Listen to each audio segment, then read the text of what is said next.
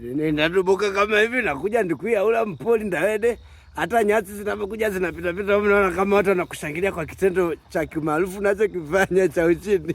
Mkidada de. Kuna hata upepo ukipuliza yani upati joto joto. Baba! Naomba mnisame. Ngoja.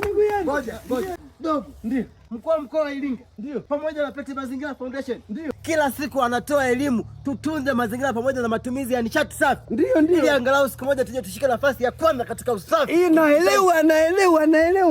Wewe kuia ula ipi? Ndio kitenda ule. Hawa ndio wanaosababisha magonjwa hapa mtaani. Natomshukuru Mungu. Nikifungua tumbo mimi haipitagi siku hata majirani hao wanasema matumbo yamefungua. Ngoja nimesema mnisamehe. Baba!